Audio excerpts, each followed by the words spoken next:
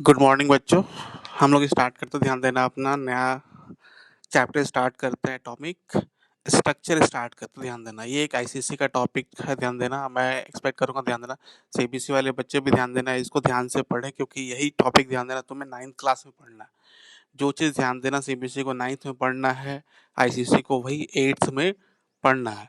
तो अगर ढंग से ध्यान देना तुम 8th वाले सीबीएसई के बच्चे अगर अपना तो चैप्टर पढ़ ही लो, ध्यान देना आईसीएसई का भी चैप्टर ढंग से पढ़ो क्योंकि तुम्हारे पास बहुत ज़्यादा टाइम है। सेम आईसीएसई के साथ आईसीएसई वाले बच्चे अपने चैप्टर तो पढ़े ही, ध्यान देना सीबीएसई वाले भी पढ़े। तो हम लोग अपना चैप्टर स्टार्ट करते ध्यान देना एटॉमिक स्ट्रक्चर। एटॉमिक स्ट्रक्चर में ध्यान देना हम पहले डिफाइन करते ध्यान देना। एटॉमिक स्ट्रक्चर में बेसिकली ध्यान देना नाम ही पता चल रहा है, एटॉमिक मतलब एटम। एटॉमिक मतलब क्या होगा, एटम होगा, और स्ट्रक्चर मतलब तुम लोग सभी लोग जानते ही हो। तो ध्यान देना एटम के स्ट्रक्चर के बारे में हम लोग इसमें पढ़ने वाले हैं। तो सबसे पहले हम लोग डिफाइन करते हैं एटम होता क्या है। ध्यान देना an atom is the smallest particle of an element. Obvious सी बात है, ध्यान देना एटम का डेफिनेशन मैंने पहले भी दिया हुआ था। एटम क्या होता है, ध्यान देना smallest particle of an element होता है। मतलब कोई एलिमेंट है, जैसा हम लोगों ने बात किया था कि सोडियम एक मेटल है, या कार्बन एक नॉन मेटल है, सिलिकॉन एक मेटलॉइड है, फास्फोरस एक नॉन मेटल है, नाइट्रोजन भी एक नॉन मेटल है।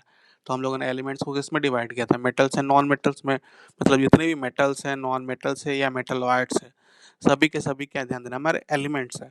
तो एलिमेंट्स कहने का मतलब ध्यान देना एलिमेंट्स है तो ऑब्वियस सी बात है, इनके बहुत छोटे छोटे पार्ट है। जैसे आयरन रॉड तुमने देखा होगा, आयरन रॉड को तोड़ते जाओ तोड़ते जाओ तोड़ते जाओ, एक लास्ट पार्ट बचेगा जो नहीं टूटेगा, उसी को हम लोग क्या बोलते हैं, एटम।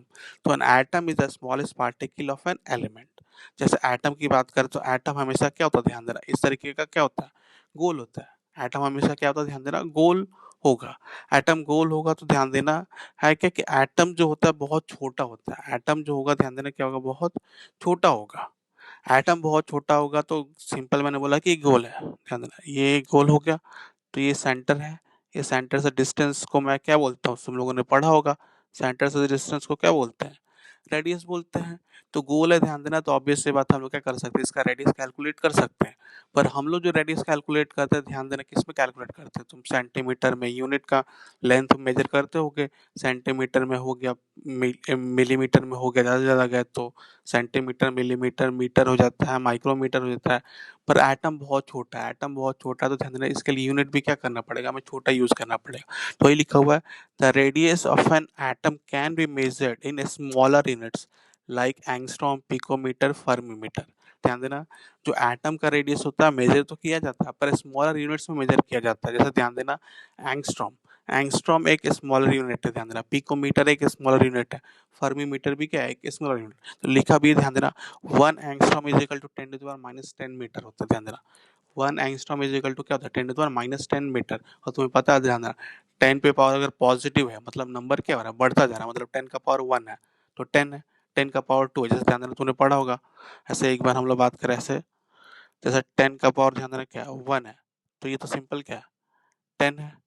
10 का पावर क्या है, 2 है, इसको हम लोग क्या लिख सकते हैं, 10 into 10 तो क्या हो जाएगा, 100। अगर वहीं बोलो 10 का पावर -1, 10 का पावर -1 क्या होगा, 1/10। 10 का पावर ध्यान देना क्या होगा, -2, तो क्या हो जाएगा 1/100। कहने का मतलब ध्यान देना 10 का पावर जैसे ही अगर पॉजिटिव है तो नंबर को बढ़ा रहा है, अगर वो नेगेटिव है ध्यान देना तो वैल्यू क्या होती जा रही है, छोटी होती जा रही है। तो ये समझ में आ रहा है। तो अभी छोटी वैल्यू है तो 1 एंगस्ट्रॉम इज इक्वल टू क्या लिखा हुआ है, 10⁻⁻10 मीटर होता है। 1 पिकोमीटर कितना होता है, 10⁻12 मीटर होता है। 1 फर्मी मीटर कितना होता है, 10⁻15 मीटर होता है। मतलब नॉर्मली ध्यान देना जो एटम होगा, एटम का 2 ही यूनिट होता है, ध्यान देना या तो एंगस्ट्रॉम नहीं तो पिकोमीटर। मतलब एटम जो होगा ध्यान देना, आप तुम बोलोगे कि सर ये एटम है और ये क्या है, न्यूक्लियस है, जो हम लोग आगे डिस्कवर करेंगे। एक एटम होता है, एक एटम के अंदर क्या होता है, न्यूक्लियस होता है। तो एटम बड़ा होता है, एटम बड़ा होता है इसलिए ध्यान देना उसको कौन सा यूनिट क्या यूज करते हैं, ध्यान देना एक एंगस्ट्रॉम होता है, एक नैनोमीटर होता है, एक पिकोमीटर होता है, ये 3 यूनिट किया जाता है। जो फर्मी है ध्यान देना ये किसके लिए यूज किया जाता है, ध्यान देना न्यूक्लियस के लिए यूज किया जाता है। जो फर्मी मीटर ध्यान देना, फर्मी जो है 1 फर्मी इज इक्वल टू क्या, न्यूक्लियस। न्यूक्लियस बहुत छोटा होता है इसलिए ध्यान देना उसके लिए यूनिट क्या यूज किया था, ध्यान देना हम लोग फर्मी यूज करते हैं। समझ में आ रहा है? 1 एंगस्ट्रॉम इजिकल टू क्या होगा, 10⁻10 मीटर। 1 पिकोमीटर और कितना होगा, 10⁻12 मीटर। 1 फर्मी मीटर और कितना होगा, 10⁻15 मीटर। इसको थोड़ा सा डिटेल में समझा दो, ध्यान देना। 1 एंगस्ट्रॉम को हम लोग ऐसे लिखते हैं, ए बना दो, ऊपर से एक बिंदी डाल दो, 1 एंगस्ट्रॉम। 1 एंगस्ट्रॉम को हम लोग ऐसे भी लिख सकते हैं, 10⁻10 मीटर। 1 एंगस्ट्रॉम लिख दिया, 1 एंगस्ट्रॉम 10⁻10 मीटर। 1 पिकोमीटर को पीएम भी लिख सकते हो। 1 पिकोमीटर को कितना लिख सकते हो, 10⁻12 मीटर। एक और होता, ध्यान देना, नैनोमीटर, 1 एनएम, नैनोमीटर। 1 नैनोमीटर और कितना होता है, 10⁻9 होगा। और 1 एफएम, फर्मी मीटर, कितना होगा, 10⁻15। कहने का मतलब, ध्यान देना, ये यूनिट किसके लिए यूज किया जाता है, ध्यान देना, न्यूक्लियस के लिए यूज किया जाता है। ये यूनिट न्यूक्लियस के लिए यूज किया जाता है। और ये खासकर किसके लिए यूज किया जाता है, ध्यान देना, एटम के लिए। एंगस्ट्रॉम और नैनोमीटर किसके लिए यूज किया जाता है, ध्यान देना, एटम के लिए। तो आगे मैं बताऊंगा भी, ध्यान देना। जब 11th में तुम आओगे तो तुम्हें पता चलेगा कि एटम का जो रेडियस होता है वो एंगस्ट्रॉम या नैनोमीटर होता है। कि जो एंगस्ट्रॉम होगा, अगर बहुत बड़ा हो जाएगा तो क्या हो जाएगा, नैनोमीटर में कन्वर्ट हो जाएगा। तो उसका यूनिट ध्यान देना, एंगस्ट्रॉम और नैनोमीटर के बीच में होता है। जबकि न्यूक्लियस का यूनिट क्या होता है, ध्यान देना, फर्मी में होता है। पिकोमीटर में भी कुछ यूनिट्स दिया जाता है, ध्यान देना। मतलब तीनों यूनिट रफली, ध्यान देना, हम तीनों यूनिट यूज कर लेंगे। पर मेरा सबसे इंपॉर्टेंट जो यूनिट है, ध्यान देना, एंगस्ट्रॉम। हम लोग रेडियस हमेशा किस में कैलकुलेट करते हैं, एंगस्ट्रॉम में। पर कैलकुलेट करने के लिए हम लोग एंगस्ट्रॉम में, पिकोमीटर, नैनोमीटर में, तीनों में कैलकुलेट करेंगे। ये समझ में आ रहा है? ये समझ में आ रहा है? ध्यान देना, हम लोग आगे बढ़ते हैं। तो समझ में आ रहा है, atom is the smallest particle of element. The radius of atom can be measure in small units like angstrom, picometre and fermimetre. अब तुम्हें ऑलरेडी पता है, ध्यान देना, एटम, एटम के अंदर इलेक्ट्रॉन्स, प्रोटॉन्स, न्यूट्रॉन्स होता है। पर ध्यान देना, अब हम लोग एटॉमिक स्ट्रक्चर पढ़ रहे हैं, तो ऑब्वियस सी बात है, अभी तक हम लोग शुरुआत से पढ़ेंगे। शुरुआत से मतलब इनिशियली जब स्टार्ट हुआ था, कोई एटम के बारे में जानता नहीं था, वहाँ से पढ़ेंगे और हम चेक करेंगे कैसे कैसे, ध्यान देना, डिस्कवरी होता गया। ध्यान देना, कुछ थ्योरी आएंगी, फिर क्या होंगी, कुछ चीज़ें एक्सप्लेन नहीं कर पाएंगी तो फेल हो जाएगा, फिर नई थ्योरी आएगी। तो ध्यान देना, उसमें हमारा जो सबसे इम्पोर्टेंट थ्योरी है, जो तुम्हारे लिए, ध्यान देना, तुम्हारे लिए इम्पोर्टेंट है, वैसे ध्यान देना, ये थ्योरी फेल हो चुका है अब के ज़माने में। पर हम लोग वही बात कर रहे हैं, ध्यान देना, जो एक्चुअली में चल रहा है, ध्यान देना, वे मैकेनिकल मॉडल चल रहा है। एटॉमिक स्ट्रक्चर की बात करोगे तो एक्चुअल में जो चल रहा है अभी के टाइम में, वे मैकेनिकल मॉडल चल रहा है। इसको एटॉमिक स्ट्रक्चर एक 11th में, ध्यान देना, बहुत बड़ा चैप्टर है। उसमें हम पूरा का पूरा डील करते हैं, पूरा का पूरा, ध्यान देना, डील करते हैं। पर क्लास 8 में, ध्यान देना, तुम्हें उतना नहीं पढ़ना। तुम्हें सिंपल सा डाल्टन थ्योरी के बारे में पढ़ना है, हो गया प्लम पुडिंग मॉडल के बारे में पढ़ना है, न्यूक्लियस की डिस्कवरी कैसे हुई उसके बारे में पढ़ना है, एटॉमिक नंबर पढ़ना, मास नंबर पढ़ना। बस थोड़ा सा ध्यान देना, एक ब्रीफ, ध्यान देना, थ्योरी थोड़ा सा पढ़ना है। तुम्हें उतना डिटेल में नहीं पढ़ना है। पर फिर भी ध्यान देना, मैं जहाँ जहाँ जरूरत पड़ेगा, जितने लोगों को समझ में आएगा, उतनों को मैं थोड़ा सा एक्स्ट्रा देने की कोशिश करूंगा। तो ध्यान देना, एटम के बारे में सबसे पहले ने कोई थ्योरी दिया था, वो हमारे डाल्टन भाई साहब थे। इनका पूरा नाम था जॉन डाल्टन। इनका पूरा नाम था, ध्यान देना, जॉन डाल्टन। तो डाल्टन एटॉमिक थ्योरी में लिखा है, ध्यान देना, his theory was based on the basis of law of conservation of mass and law of definite proportion. ध्यान देना, इनकी थ्योरी बेस्ड थी on the basis of law of conservation of mass and law of definite proportion. या ध्यान देना, simple भाषा में, ध्यान देना, इनकी बेसिक, ये इनके बेसिस जो थ्योरी थे, ध्यान देना, कि एटम्स को हम कभी भी डिवाइड नहीं कर सकते, मतलब एटम इज इंडिविजिबल। ध्यान देना, वो अलग है, ध्यान देना, घूम फिर के वही आएगा। पर ध्यान देना, अगर तुम्हारे क्लास 8 पॉइंट ऑफ व्यू से देखा जाए तो किसका बोला जा रहा है, his theory was based on the basis of law of conservation of mass and law of definite proportion. अब तुम्हारे डाउट में आएगा कि sir, law of conservation of mass क्या होता है, law of conservation of mass क्या होता है। तो ध्यान रहा, law of conservation of mass क्या होता है, ध्यान रहा, जितना इनपुट होगा उतना ही हमारा क्या होगा, आउटपुट होगा। मतलब कहने का मतलब, मान लो एक सिस्टम है, सिस्टम में, ध्यान देना, तुमने 100 ग्राम डाला, 100 ग्राम सिस्टम में डाला, तो यहाँ से ध्यान देना क्या लिख लेगा, 100 ग्राम ही लिख लेगा। यहाँ से क्या लिख लेगा, ध्यान, 100 ग्राम ही लिख लेगा, 150 ग्राम कभी भी लिख लेगा नहीं। क्योंकि मास क्या होगा, कंजर्व होगा। इनिशियली जितना मास होगा, बाद में मास कितना होगा, उतना ही होगा। तो समझ में आ रहा है कंजर्वेशन ऑफ मास, समझ में आ रहा है। अगर जैसे कंजर्वेशन ऑफ मास समझना, जैसे मान लो तुमने पानी लिया, पानी लिया, ध्यान देना, एक बोतल में पानी भर लिया। एक बोतल में पानी कितना था, ध्यान देना, पानी, सॉरी, पानी तो वॉल्यूम हो जाएगा, कुछ भी ले लो, ध्यान देना, एक बकेट ले लो, उस बकेट में, ध्यान देना, बोल लो कि सर चीनी मैंने 200 ग्राम डाला। चीनी मैंने क्या किया, 200 ग्राम डाला। फिर तुमने दूसरे बकेट में उसी चीनी को डाल दिया और बोल रहे हो कि सर 205 ग्राम हो गया। ये कभी पॉसिबल नहीं है। पहले 200 था तो बाद में भी कितना होगा? 200 होगा। अब ध्यान देना, हम बात कर रही है तो हमारे लाइव एग्जांपल है कि हम चेक कर सकते हैं कंजर्वेशन ऑफ मास का मतलब कंजर्वेशन ऑफ मास फॉलो कर रहा है। Law of conservation of mass को हमेशा हमेशा फॉलो किया जाता है। मतलब ध्यान देना, कोई भी चीज होने से पहले और बाद में दोनों क्या होगा? सेम होगा। होने से पहले मेरा कितना था? 100 ग्राम था। सिस्टम में जाने के बाद कितना है? 100 ग्राम ही निकला। मतलब ये कंजर्वेशन ऑफ मास को फॉलो करता है। तो ये तो हमारे लाइव एग्जांपल है, पर हम क्या पढ़ रहे हैं? केमिस्ट्री पढ़ रहे हैं। तो केमिस्ट्री में हम देखते हैं, ध्यान देना कि क्या होता है केमिस्ट्री में। जैसे मान लो एक रिएक्शन है ए प्लस बी, किसमें कन्वर्ट हो रहा है? ध्यान देना, सी में।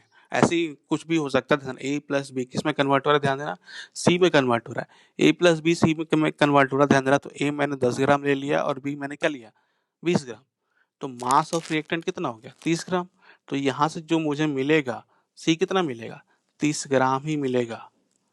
सी कितना मिलेगा? 30 ग्राम। मतलब ध्यान देना, law of conservation of mass को क्या बोला जाता है? Mass of reactant is equal to क्या होगा? Mass of product. समझ में आ रहा है? Law of conservation of mass क्या होगा? Mass of reactant is equal to क्या होगा? Mass of product. अब इस पे क्वेश्चन कैसे आ सकता है? जैसे ध्यान देना, मान लो बोल दिया कि N2 गैस है प्लस 3H2 गैस है और क्या बना है? ध्यान देना, 2NH3 गैस बना। ये अमोनिया का प्रोडक्शन है। अमोनिया का प्रोडक्शन है, सॉरी, ये अमोनिया का क्या है? प्रोडक्शन है। बोला जा रहा है कि ये 10 ग्राम है। मुझे हाइड्रोजन नहीं पता है कितना ग्राम है, पर अमोनिया कितना फॉर्म हुआ? ध्यान देना, 40 ग्राम। अमोनिया कितना फॉर्म हुआ? 40 ग्राम। ये बोला जा रहा है 10 ग्राम है और अमोनिया कितना? 40 ग्राम। तो बोला जा रहा है कि law of conservation of mass को क्या कर रहा है? फॉलो कर रहा है। अगर ये 10 ग्राम, ये 40 ग्राम है, तो हाइड्रोजन कितना होगा? 30 ग्राम होना ही पड़ेगा, क्योंकि ये रिएक्टेंट का मास है और ये क्या है? प्रोडक्ट का मास है। तो तुम क्या करोगे? तुम चाहो तो इसको 30 ग्राम ना लिख के तुम क्या लिख सकते हो? X gram. तो क्या लिख सकते हो? 10 plus x is equal to क्या होगा? 40। तो एक्स की वैल्यू कितनी हो जाएगी? 30 हो जाएगी। तो समझ में आ रहा है, जितने भी केमिकल रिएक्शन है सभी भी, ध्यान देना, law of conservation of mass को फॉलो करते हैं। तो लॉ ऑफ कंजर्वेशन ऑफ मास सभी को समझ में आ रहा है। तो यहाँ पे ध्यान देना, लिखिए तो समझ में आ गया। He theory is based on the base of law of conservation of mass. मतलब नॉर्मली क्या होगा? मास कंजर्व होगा। And law of definite proportion. Law of definite proportion. Law of definite proportion में ध्यान देना, अगर तुम्हें एटॉमिक नंबर पता हो और मास नंबर पता हो तो मैं समझा सकता हूँ। अगर नहीं पता हो, ध्यान देना, तो थोड़ा तुम्हें समझ में कम आएगा। फिर भी मैं ट्राई करता हूँ। ध्यान देना, होता क्या है। अब जैसे CO2 की बात करते हैं, CO2। अब ध्यान देना, जिनको नहीं पता, जिनको पता है तो उनको लिख देता हूँ। कार्बन का मास नंबर 12 होता है। ऑक्सीजन का मास नंबर क्या होता है? 16 होता है। कार्बन का मास नंबर 12 होता है, ऑक्सीजन का मास नंबर क्या होता है? 16 होता है। तो होगा क्या? ध्यान देना, कांस्टेंट प्रोपोर्शन में क्या होता है? ध्यान देना, mass of carbon by mass of oxygen. ध्यान देना, इसको हमें पढ़ना है, मास ऑफ ऑक्सीजन। इसको ध्यान देना, क्लास 9th में ही आईसीसी में डिटेल में पढ़ना। ध्यान देना लॉ ऑफ कांस्टेंट प्रोपोर्शन को। मैं फिर भी थोड़ा सा ट्राई करता हूँ। तो अगर ध्यान देना, जिनको मास नंबर पता है, कार्बन का मास नंबर 12 होता है, ऑक्सीजन का मास नंबर 16 होता है, तो मास ऑफ कार्बन में मास of oxygen, mass of carbon कितना होगा? 12 होगा। ऑक्सीजन 2 है तो कितना हो जाएगा? 32 हो जाएगा। मतलब 4 से कितना होगा? 3, और ये कितना हो जाएगा? 8। 3/8। मतलब मास of carbon by mass of oxygen कितना हो गया? 3/8 हो गया। मास ऑफ कार्बन, ये गलत हो गया, ध्यान देना, ये ऑक्सीजन ही होगा। मास ऑफ कार्बन में मास ऑफ ऑक्सीजन होगा, ध्यान देना, ये वाला पार्ट नहीं होगा। 3/8 होगा। कहने का मतलब देना, CO2, CO2 ध्यान देना, जहां भी होगा उसका मास of carbon by mass of oxygen क्या होगा? 3/8 होगा। CO2 ध्यान देना, तुम्हारे CO2 बोल रहा हूँ, या तो अर्थ पे प्रोड्यूस हो या मार्स पे प्रोड्यूस हो या किसी भी यूनिवर्स में प्रोड्यूस हो, ध्यान देना, किसी भी यूनिवर्स में प्रोड्यूस होगा। ऑब्वियस सी बात है, CO2 का ध्यान देना, mass of carbon by mass of oxygen जो प्रोपोर्शन होगा वो क्या होगा? 3/8 होगा। तुम आगे चल के देखोगे CO2 का प्रोडक्शन बहुत जगह होगा। जैसे मान लो, CO2 बनाने का तरीका क्या है कि तुमने सी सॉलिड प्लस O2 गैस बना दिया CO2, एक ही तरीका है। दूसरा तरीका ध्यान देना, H2CO3 को डिसोसिएट कर दिया, H2O प्लस CO2। तो ध्यान, CO2 उस केस में भी बन रहा है, CO2 इस केस में भी बन रहा है। पर ध्यान देना क्या होगा? ध्यान देना, mass of carbon by mass of oxygen हर जगह क्या होगा? 3/8 होगा। अगर हर जगह 3/8 है तो ध्यान देना, लॉ ऑफ कांस्टेंट प्रोपोर्शन क्या कर रहा है? ये फॉलो कर रहा है। समझ में आ रहा है? समझ में आ रहा है? ध्यान देना, ये समझ में ना आए तो भी चलेगा, क्योंकि ध्यान देना आईसीसी के टॉपिक्स में इसको 9th में पढ़ना है। अगर समझ में आ रहा है तो सही है, नहीं आ रहा तो भी सही है। तो ये समझ में आ रहा है? His theory was based on the basis of the law of conservation of mass and law of definite proportion। तुम लोग कंजर्वेशन ऑफ मास भी समझा दिया, लॉ ऑफ डेफिनेट प्रोपोर्शन भी समझाने की कोशिश किया। अब इनके कुछ ध्यान देना पॉइंट्स से ध्यान देना, जिनको हमें रटना है और पेपर में आता भी है, इनफैक्ट हमेशा आएगा। सैलिएंट फीचर्स, साइलेंट फीचर्स या तुम कैरेक्टरिस्टिक्स की बात करते हो, तो पहला है ध्यान देना, each element is composed of extremely small particles called atom. हमें पता ही है हर एलिमेंट ध्यान देना छोटे छोटे पार्टिकल से बनता है, जिसको हम लोग बोलते हैं atom. Second point, atoms of a particular element are alike but different from atoms of other element. ध्यान देना एक एलिमेंट का एटम ध्यान देना सेम होता है, atoms of a particular element are alike but different from atoms of other element. समझ में आ रहा है? जैसे कार्बन है और मैग्नीशियम है, कार्बन एक एलिमेंट है, मैग्नीशियम भी क्या है, एक एलिमेंट है। कार्बन का एटम क्या होगा, जितने भी एटम होंगे सभी के सेम होंगे। मैग्नीशियम के भी एटम कितने होंगे, जितने भी होंगे सभी के सभी क्या होंगे, सेम होंगे। पर मैग्नीशियम और कार्बन का एटम कभी भी सेम नहीं होगा। तो वही लिखा हुआ, atoms of particular element are alike but differ from atoms of other element. Next, atoms can neither be created nor be destroyed. ध्यान देना, एटम्स ना ही क्रिएट हो सकता है और ना ही डिस्ट्रॉय हो सकता है।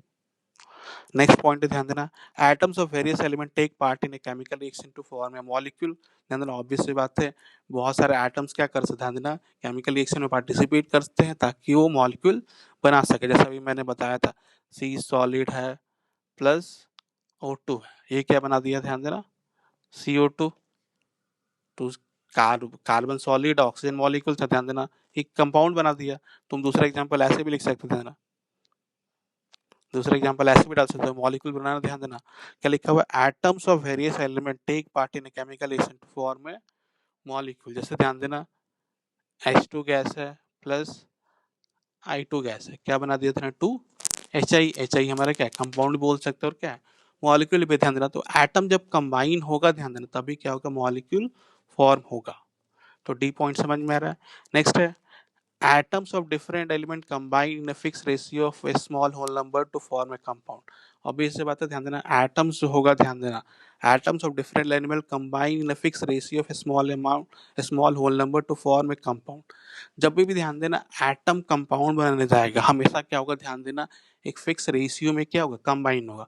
उसी का एग्जांपल मैंने CO2 का बताया था, ध्यान देना CO2 का तुम्हें बताया था। CO2 में ध्यान देना कार्बन कितना था, 12, और ऑक्सीजन कितना था, ध्यान देना 32। मतलब ध्यान देना इनका रेशियो क्या था, 3/8। समझ में आ रहा है?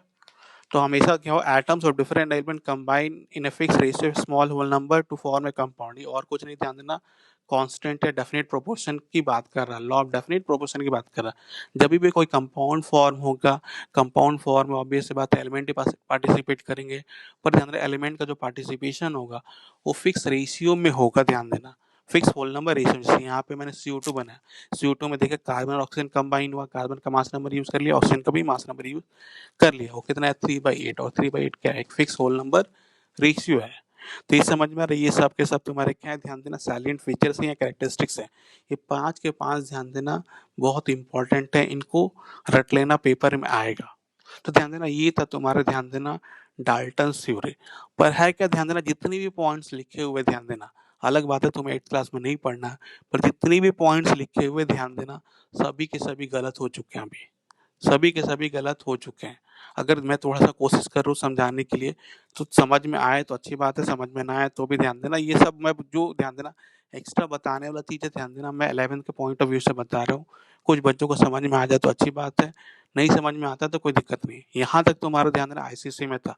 अब मैं जो पढ़ाने जा रहा हूँ, ध्यान देना थोड़ा सा हट के तो आगे से बोला जा रहा है कि each element is composed of extremely small particles called atom. उन्होंने बोला कि हर ध्यान देना हर एलिमेंट स्मॉलेस्ट पार्टिकल से बना है एटम। पर ध्यान देना हमारा स्मॉलेस्ट पार्टिकल एटम नहीं है। हमें पता है इलेक्ट्रॉन भी होता है, प्रोटॉन भी होता है और न्यूट्रॉन भी होता है। मतलब ध्यान देना हमें पता है, ध्यान देना कि इलेक्ट्रॉन्स को भी क्या कर सकते हैं हम लोग, डिवाइड कर सकते, सॉरी एटम्स को भी हम लोग क्या कर सकते हैं, डिवाइड कर सकते हैं इलेक्ट्रॉन्स, प्रोटॉन्स और न्यूट्रॉन्स में। मतलब ये लाइन गया तुम्हारे लिए, पहला पॉइंट जो है ध्यान देना फेल हो गया। नेक्स्ट लिखा है atoms of a particular element are alike but different from atoms of other element. बोला जा रहा है कि जितने भी एलिमेंट्स है ध्यान देना, उनके एटम्स क्या होते हैं, एक जैसे होते हैं, एक जैसे होते हैं, ध्यान देना, ये भी गलत है। अब तुम बोलोगे सर अभी आपने बोला कि एक एलिमेंट्स के एटम्स क्या होंगे, एक जैसे होते हैं, ध्यान देना। तो अभी तुमने एक टर्म आइसोटोप नहीं पढ़ा है, जो आगे इसमें पढ़ाऊंगा। जैसे कार्बन है, कार्बन का मास नंबर ध्यान देना 12 भी होता है, कार्बन का मास नंबर 14 भी होता है। तो ध्यान देना 12 और 14 वाला तो सेम नहीं है ना, दोनों कार्बन ही है। एक का मास नंबर 12 और एक का मास नंबर 14 है, तो दोनों का एटम क्या होगा, डिफरेंट होगा। दोनों का एटम डिफरेंट होगा, मतलब ये पॉइंट भी मेरा क्या हो गया, ध्यान देना, गलत हो गया। मैंने बोला ना जो भी थ्योरी, ध्यान देना, अभी वेव मैकेनिकल मॉडल चल रहा है, मतलब इसके पहले जितनी भी थ्योरी पढ़ेंगे सबके सब क्या हो जाएंगे, गलत हो जाएगी। नेक्स्ट है atoms can neither be created nor be destroyed. ध्यान देना, ये भी पॉइंट गलत हो सकता है। कैसे गलत हो जाता है, जब हम लोग किसकी बात करते हैं, न्यूक्लियर रिएक्शन की बात करते हैं। जब हम लोग न्यूक्लियर रिएक्शन की बात करते हैं, ध्यान देना, तो ये भी पॉइंट क्या हो जाता है, गलत हो जाता है। न्यूक्लियर रिएक्शन में क्या होता है, हम लोग एटम कुछ और यूज करते हैं और ध्यान देना प्रोडक्ट में हमारा एटम कुछ और बन जाता है, मतलब ध्यान देना एक नया एलिमेंट ही फॉर्म हो जाता है, एक नया एलिमेंट ही फॉर्म हो जाता है। जब ध्यान देना मैं न्यूट्रॉन की डिस्कवरी कराऊंगा तो उसमें एक एक्स्ट्रा चीज बताऊंगा, तो उसमें दिखाऊंगा कैसे होता है। तो ध्यान देना जितने भी न्यूक्लियर रिएक्शन है, ध्यान देना केमिकल रिएक्शन नहीं है, वो न्यूक्लियर रिएक्शन है। और न्यूक्लियर रिएक्शन में ध्यान देना, उसमें ध्यान देना एटम्स क्रिएट भी हो सकता है और डिस्ट्रॉय भी हो सकता है। वहाँ पे केवल एनर्जी कंजर्वेशन यूज होता है, बाकी कुछ नहीं यूज होता है। वहाँ पे मास कंजर्वेशन वैलिड होता ही नहीं है। तो क्या लिखा है, atoms can neither be created nor be destroyed. ध्यान देना ये गलत हो गया, जैसे न्यूक्लियर रिएक्शन हुआ मतलब वहाँ पे एटम्स क्रिएट भी हो रहा था और एटम डिस्ट्रॉय भी हो रहा था। Next, atoms of various element take part in a chemical reaction to form a molecule. ध्यान देना ये पॉइंट सही है, और वैसे भी ध्यान देना ये उनका पॉइंट था भी नहीं, ये एक्स्ट्रा पॉइंट लिखा हुआ है, ये पॉइंट सही है। ध्यान देना ये अब तक गलत नहीं हुआ है, ऑब्वियस सी बात है, ये सही है। नेक्स्ट है atoms of different element combine in a fix ratio of small whole number ratio to form compound. तो ध्यान देना ये पॉइंट भी क्या हो गया, गलत हो गया। फिक्स रेशियो, ध्यान देना वही, अगर ध्यान देना अगर मैं C12 वाला यूज करूंगा तो 12/32 हो जाएगा, अगर 14 वाला यूज करूंगा तो क्या होगा, 14/32, फिर भी होल नंबर रेशियो हो जाएगा। सॉरी यहाँ गलत बोल दिया। Atoms of a different elements combine in fix ratio of small whole number to form compound. कहने का मतलब ध्यान देना एटम्स जब भी ध्यान देना कंपाउंड बनाया जाएगा, हमेशा क्या होगा, ध्यान देना फिक्स रेशियो में या fix ratio whole number ratio में ही ध्यान देना कंबाइन करेगा। ध्यान देना ये भी गलत हो गया। ये ध्यान देना ये सही स्टेटमेंट स्टोइकोमेट्रिक कंपाउंड के लिए है। जब नॉन स्टोइकोमेट्रिक कंपाउंड आएंगे ध्यान देना तो गलत हो जाएगा। नॉन स्टोइकोमेट्रिक कंपाउंड जैसे मान लो Ni है 0.960, जैसे एक कंपाउंड होता है NiO, ध्यान देना एक कंपाउंड होता है, ध्यान देना NiO, निकल का ऑक्साइड है, और ध्यान देना उसी का ऑक्साइड है Ni 0.96 ओ। तो ये स्टोइकोमेट्रिक कंपाउंड है, ये क्या नॉन स्टोइकोमेट्रिक कंपाउंड है। तो ध्यान देना ये भी इसका रेशियो क्या हो जाएगा, ये क्या हो जाएगा, ध्यान देना फिक्स होल नंबर रेशियो नहीं आएगा। ध्यान देना समझ में आ रहा है। ये 4 पॉइंट्स ही तुम्हारे मेन डाल्टन एटॉमिक थ्योरी थे, ध्यान देना। तो मैंने पहले एक्सप्लेन कर दिया कि सैलिएंट फीचर्स उनके क्या हैं, वही तुम्हारे लिए इंपॉर्टेंट है। बाकी एक्सप्लेन कर दिया कि ध्यान देना ये सब के सब क्या है, गलत हो गए। अगर तुम चाहो ध्यान देना तो मैं थोड़ा सा 11th का नोट्स मैं दे सकता हूँ, जहाँ पे तुम इसको डिटेल में पढ़ सकते हो। अगर ध्यान देना जिनको चाहिए होगा, ध्यान देना आज जो लेक्चर होगा उसमें बोलेंगे कि नहीं सर मुझे थोड़ा 11th वाला पार्ट चाहिए, तो ध्यान देना हम उसमें पूरा नहीं पढ़ेंगे, हमें जितना थ्योरी तक पढ़ना है एटलीस्ट उतना तो पढ़ ही लेंगे। तो जो जो इंपॉर्टेंट होगा ध्यान देना इसी चीज़ को, जैसे डाल्टस एटॉमिक थ्योरी है, डाल्टस एटॉमिक थ्योरी इसमें थोड़ा कम दिया, उसमें पूरा एक्सप्लेन किया गया, तो तुम उसको लेके पढ़ सकते हो। तो पर मांगोगे तो ही दूंगा, ध्यान देना नहीं मांगोगे तो फिर मैं नहीं दूंगा। ये हो जाएगा। तो हम लोग कहाँ, अब हम लोग ध्यान देना आगे बढ़ते हैं, आगे बढ़ते ध्यान देना। हाँ, अब मॉडर्न एटॉमिक कॉन्सेप्ट की बात करते हैं, ध्यान देना। मॉडर्न एटॉमिक कॉन्सेप्ट में ध्यान देना ऑलरेडी बता दिया था कि ये सब के सब क्या हो गए, फेल हो गए। पर इन लोगों ने एक ही एटम, एक ही चीज को यूज करके आगे बढ़ाया है। लिखा हुआ ध्यान देना, Dalton's model could not explain why atoms of element differ in their masses. ध्यान देना डाल्टन्स ने तो नो डाउट बता दिया था कि जो एलिमेंट का स्मॉलेस्ट पार्ट है एटम है, ध्यान देना बहुत सारी चीजें बोल दिया था, पर ये एक्सप्लेन नहीं कर पाया कि ध्यान देना हाइड्रोजन का एटम का मास कम क्यों है, कार्बन का एटम का मास ज्यादा क्यों है, फास्फोरस का उससे क्यों ज्यादा था। Dalton model could not explain why atoms of element differ in their masses. This lead to the discovery of fundamental particles called electrons, proton, neutron. ध्यान देना यही बेसिकली बेसिस बना था ताकि डिस्कवर किया जाए, ध्यान देना। जैसे एक एटम, जैसे मान लो एक एटम हाइड्रोजन का था और एक एटम कार्बन का था, ये ध्यान देना हाइड्रोजन का है और ये कार्बन का है। लोगों ने जब कार्बन का वेट किया तो ध्यान देना उसका मास ज्यादा है, और हाइड्रोजन का वेट किया तो उसका मास क्या है, कम आया। तो लोगों को ध्यान देना डाउट होना स्टार्ट हो गया कि एक्चुअली में ये एटम, सब जब सर ने बोला कि एटम सेम है, तो ध्यान देना हाइड्रोजन के एटम सेम होंगे और कार्बन के एटम सेम होंगे, दोनों अपना अपना सेम होगा, पर हाइड्रोजन और कार्बन के एटम एक दूसरे से ध्यान देना क्या होंगे, डिफरेंट होंगे। पर ध्यान देना लोगों को ये समझ में नहीं आ रहा था कि इसका मास कम क्यों और इसका मास ज्यादा क्यों है।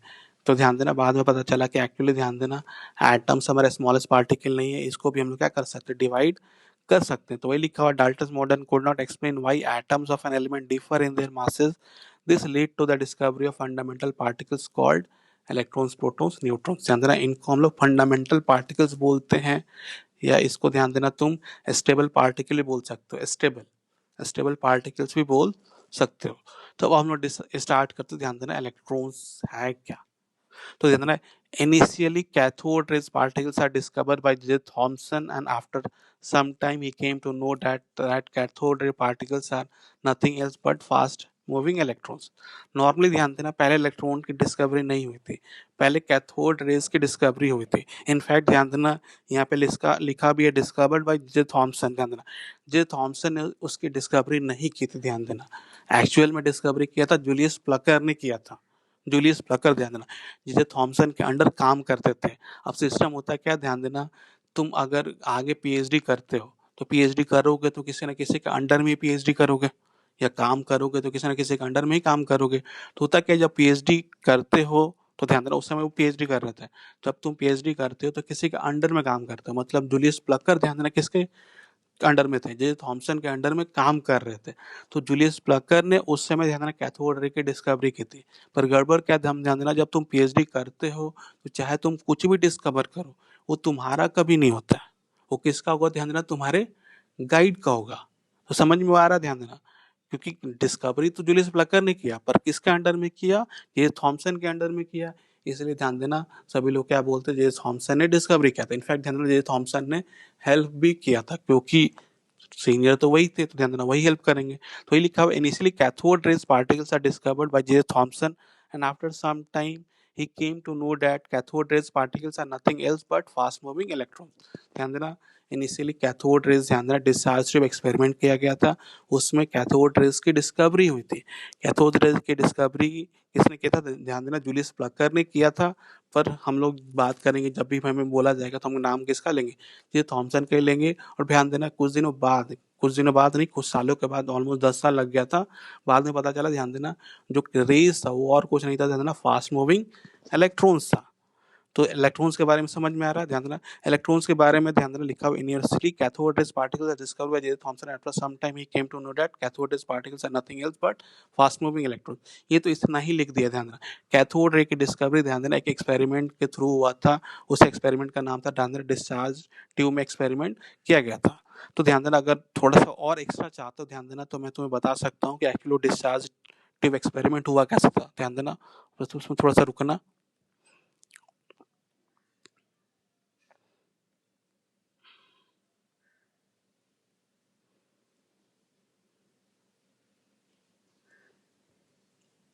प्रोटोन का आगे, सॉरी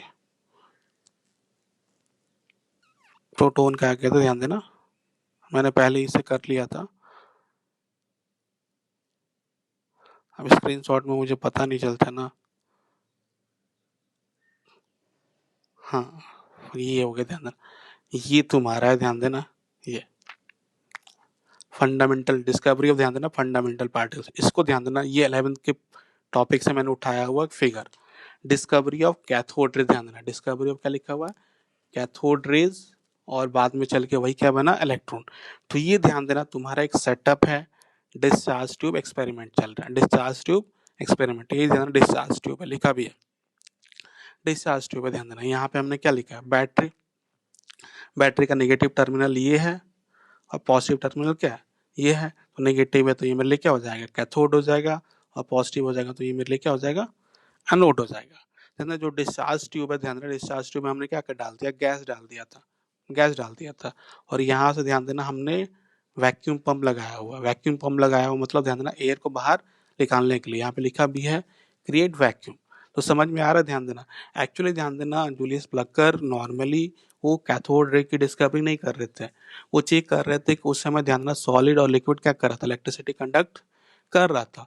उनको डाउट है गैस इलेक्ट्रिसिटी कंडक्ट करता है कि नहीं करता है, तो उन्होंने क्या किया, डिस्चार्ज ट्यूब एक्सपेरिमेंट लगा दिया, नेगेटिव लगा दिया, पॉजिटिव लगा दिया, मतलब एक इलेक्ट्रिक फील्ड एक पोटेंशियल डिफरेंस क्रिएट कर दिया और गैस को डाल दिया। गैस को डाल दिया तो उन्हें लगा कि ध्यान देना गैस में जो होगा ऑब्वियस सी बात है इलेक्ट्रिसिटी फ्लो होनी चाहिए, पर ध्यान देना ऐसा कुछ हुआ नहीं। जब गैस ध्यान देना नॉर्मल टेम्परेचर पे और नॉर्मल प्रेशर पे जब गैस को अप्लाई किया गया, ध्यान देना प्रेशर अगर मैं 1 एटीएम रखा, प्रेशर मैंने 1 एटीएम, ये समझ में आ रहा है, ध्यान देना ये समझ में ना डिस्चार्ज ट्यूब एक्सपेरिमेंट। ये डिस्चार्ज ट्यूब है, बैटरी जो है नेगेटिव तो कैथोड, पॉजिटिव तो एनोड। वैक्यूम पंप लगा दिया ताकि ध्यान देना गैस ही रहे, एयर को बाहर निकाल सके, एयर को क्या कर सके, बाहर निकाल सके, या बोल सकते हो ध्यान देना हम लोग प्रेशर को क्या कर सके, डिक्रीज कर सके। ध्यान देना एनोड बना दिया और ध्यान देना मैंने यहाँ पे एक स्क्रीन लगाया, जेडनेस की कोटिंग लगाया, एक स्क्रीन लगाया। स्क्रीन होता क्या, ध्यान देना स्क्रीन पे अगर लाइट पार्टिकल कोई रे पार्टिकल स्ट्राइक करेगा, वो चमकना स्टार्ट करेगा, चमकना स्टार्ट करेगा मतलब हमें समझ में आ जाएगा कि इधर से कोई रे पार्टिकल क्या कर रहा है, स्ट्राइक कर रहा है। तो हुआ क्या, ध्यान देना वो बेसिकली चेक कर रहे थे इलेक्ट्रिसिटी कंडक्ट करता है कि नहीं, गैस इलेक्ट्रिसिटी कंडक्ट करता है कि नहीं करता है। तो उन्होंने देखा जब प्रेशर 1 एटीएम लिया और वोल्टेज बहुत कम लिया, तो ध्यान देना गैसेस इलेक्ट्रिसिटी कंडक्ट नहीं कर रहे थे। पर ध्यान देना जैसे ही प्रेशर को कम किया, प्रेशर को कहाँ कम किया, ध्यान देना 10⁻⁻⁴, 10⁻⁻⁴ लिखा है, gases at very low pressure मतलब 10⁻⁻⁴ एटीएम किया और बैटरी को 10⁻⁻⁴ वोल्टेज बढ़ाया, बैटरी का वोल्टेज बढ़ा दिया और प्रेशर को क्या किया, कम कर दिया। तो इसके बाद देखने के बाद पता चला कि ध्यान देना गैसेस ध्यान देना इलेक्ट्रिसिटी कंडक्ट करना स्टार्ट करती है। तो हुआ क्या, ध्यान देना अगर तुम हाइड्रोजन गैस यूज कर रहे हो तो इलेक्ट्रिसिटी बढ़ा रहे हो मतलब क्या कर रहे हो, एनर्जी दे रहे हो। तो H2 गैस मॉलिक्यूल में किस में कन्वर्ट हो जाएगा, 2H गैस एटम में कन्वर्ट हो जाएगा। फिर ध्यान देना हाइड्रोजन गैस है, हाइड्रोजन गैस में कितना इलेक्ट्रॉन होता है, एक इलेक्ट्रॉन होता है। तो एक इलेक्ट्रॉन क्या हो जाएगा, निकल जाएगा, मतलब एक पॉजिटिव चार्ज हो जाएगा और एक इलेक्ट्रॉन बाहर आ जाएगा। तो समझ में आ रहा है। अगर मैंने वोल्टेज बढ़ाता था, वोल्टेज नहीं बढ़ाया था तो सिंपल किस फॉर्म में था, हाइड्रोजन गैस के फॉर्म में था, और हाइड्रोजन गैस के फॉर्म में तो ऑब्वियस सी बात है उससे पॉजिटिव नेगेटिव चार्ज नहीं है, पॉजिटिव नेगेटिव चार्ज नहीं है तो ध्यान रखो वो ट्रैवल नहीं करेगा। पर जब जैसे वोल्टेज बढ़ा है, हाइड्रोजन गैस जो मॉलिक्यूलर फॉर्म में था वो किस में कन्वर्ट हो गया, ध्यान देना एटम फॉर्म में कन्वर्ट हो गया। अब एटम फॉर्म में हो गया, ध्यान देना, तो अब और एनर्जी बढ़ा रहा है, ध्यान देना। तो जो हमारा होता है इलेक्ट्रॉन्स होता है और न्यूक्लियस के बीच में एक फोर्स होता है, वो मिनिमम कुछ फोर्स होता है, हमने क्या किया एनर्जी उससे ज़्यादा दिया तो इलेक्ट्रॉन क्या हो गया, बाहर आ गया। तो अब हमारे पास ध्यान रहा है एक पॉजिटिव पार्टिकल है और एक क्या है, नेगेटिव पार्टिकल है। पॉजिटिव पार्टिकल है और नेगेटिव पार्टिकल है तो ऑब्वियस से बात है नेगेटिव चार्ज किधर मूव करेगा, पॉजिटिव के पास, और ध्यान पॉजिटिव चार्ज किधर मूव करेगा, नेगेटिव के पास। पर ध्यान देना, ध्यान से हमें गलती से ध्यान देना हमारे पास क्या इधर स्क्रीन नहीं है, स्क्रीन नहीं है मतलब इधर हमें पता ही नहीं चलेगा कोई पार्टिकल मूव कर रहा है कि नहीं कर रहा है। पर यहाँ पे कोटिंग किया हुआ है, हमें पता चलेगा कि कोई पार्टिकल क्या कर रहा है, ध्यान देना स्ट्राइक कर रहा है, स्ट्राइक कर रहा है, ध्यान देना। तो ऑब्वियस से बात है ये पार्टिकल ध्यान देना यार कोई रे स्ट्राइक कर रहा है, तो पर ध्यान देना हमें क्या लगा ये कैथोड से निकल रहा है, इधर से इधर जा रहा है ना, कैथोड से निकल रहा है, कैथोड से निकल रहा है तो हमें लगा ध्यान देना, इसलिए नाम क्या पड़ा इसका, कैथोड रेज। जो बाद में जाके पता चला कि और कुछ नहीं क्या इलेक्ट्रॉन्स है। तो समझ में आ रहा है, ये एक्चुअली चेक किया जा रहा था कि गैसेस इलेक्ट्रिसिटी कंडक्ट करता है कि नहीं करता है। तो एट लो प्रेशर और वोल्टेज भी ध्यान देना नॉर्मल रखा गया तो गैसेस इलेक्ट्रिसिटी कंडक्ट नहीं कर रहे थे। पर जैसे ही प्रेशर को लो किया और वोल्टेज को हाई किया, पता चला ध्यान देना इधर जेडनेस जो कोटिंग किया तो उस पर सेंटिलेशन प्रोड्यूस होना स्टार्ट हो गया, मतलब चमकना स्टार्ट हो गया। तो लोगों ने क्या एज्यूम किया, ध्यान देना ऑब्वियस सी बात है जो गैस लिया हुआ मॉलिक्यूल के फॉर्म में है वो पहले किस में कन्वर्ट हो गया, हमने वोल्टेज दिया तो एटॉमिक फॉर्म में गया और वोल्टेज दिया तो उसका इलेक्ट्रॉन बाहर निकल गया, इलेक्ट्रॉन जो बाहर निकल गया, जो इलेक्ट्रॉन बाहर निकला वही हमारा क्या, ध्यान देना कैथोड रेज है। तो ये समझ में आ रहा है, ये सभी को समझ में आ रहा है। चलो ठीक है, आगे हम लोग बढ़ते हैं। तो अब आते ध्यान देना अपने नॉर्मल कैथोड रेज वाले हम लोग पढ़ लेते थे ना, उसके पॉइंट्स पढ़ लेते कि क्या क्या उसके हैं कैरेक्टरिस्टिक्स। आज हम लोग केवल कैथोड रेज ही पढ़ेंगे, ध्यान देना थोड़ा सा टाइम दूंगा तुम लोग को पढ़ने के लिए। तो कैथोड रेज यहाँ तक समझ में आ गया। अब हम लोग पढ़ लेते थे characteristics of cathode rays. Characteristics of cathode rays. तो it is negatively charge particle. अभी हमने देखा तो ध्यान देना, नेगेटिव था तभी कहाँ किसके पास गया, पॉजिटिव के पास गया। तो it is negatively charge particle, ध्यान देना। Next, charge of an electron is 1.6 into 9 1.6 into 10⁻19 coulomb. यानी इसके कैरेक्टरिस्टिक्स ध्यान रखना। इलेक्ट्रॉन्स तो हमेशा चार्ज क्या होता है, नेगेटिव होता है, उस चार्ज की वैल्यू क्या होती है, -1.6 into 10⁻19 coulomb. Mass of electron, mass of electron ध्यान देना is 9.1 into 10⁻31 K ji. Mass of electron क्या है, 9.1 into 10⁻31 K G, which is about 1/1840 of mass of hydrogen. 1 by ध्यान देना, 1 1 ध्यान रहा है क्या, mass of electron is 9.1 into 10⁻31 K जी। ध्यान रहा जो हाइड्रोजन के मास का कितना है, 1/1840 टाइम्स छोटा है। अब ध्यान, इसके बाद में हाइड्रोजन के मास के बारे में, हाइड्रोजन एटम क्या है, वो कॉन्सेप्ट थोड़ा सा पढ़ाऊंगा, तो उसमें डिस्कस करूंगा कि एक्चुअली कैसे कैलकुलेट किया है। इट सिंबल इज ई, ई पे ई बनाएंगे और माइनस करेंगे। तो ये ध्यान देना, चार करेक्टरिस्टिक्स ध्यान देना, इंपॉर्टेंट है। इंपॉर्टेंट हमारा मास, इलेक्ट्रॉन का मास रट लेना 9.1 इंटू 10⁻31 के जी। तो कभी कभी ग्राम में पूछ देता है, तो ग्राम में करने के लिए क्या करेंगे, 1000 से मल्टीप्लाई कर देंगे, तो क्या हो जाएगा, ध्यान देना 10⁻, क्या हो जाएगा, -28 हो जाएगा। चार्ज भी पूछ सकता है, हमेशा पूछता है इलेक्ट्रॉन पे कौन सा चार्ज है, नेगेटिव, और सिंबल कैसा होता है, ध्यान रहे। कभी कभी ध्यान देना ये पूछा भी जाता है हाइड्रोजन से कितना छोटा है, तो कितना लिखोगे, 1/1840 टाइम्स छोटा है। तो ये तो ध्यान देना तुम्हारा इलेक्ट्रॉन का डिस्कवरी।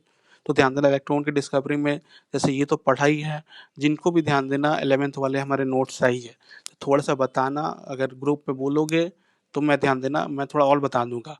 पर ध्यान देना अगर तुम्हारे एग्जाम पॉइंट ऑफ व्यू से पढ़ना है तो ध्यान देना ये तुम्हारे लिए इंपॉर्टेंट है, स्कूल पॉइंट ऑफ व्यू से पढ़ना है।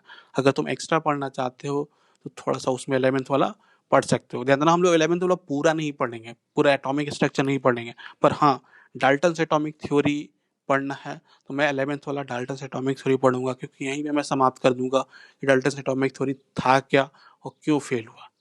इलेक्ट्रॉन्स के बारे में पढ़ना है तो मैं 11th में क्यों वेट करूं, 8th में थोड़ा सा पढ़ लूंगा, पर 11th वाला भी मैं यहीं पढ़ लूंगा ताकि पूरा का पूरा क्लियर हो जाए। ये समझ में आ रहा है? चलो थैंक यू, अब अगले लेक्चर में मिलते हैं।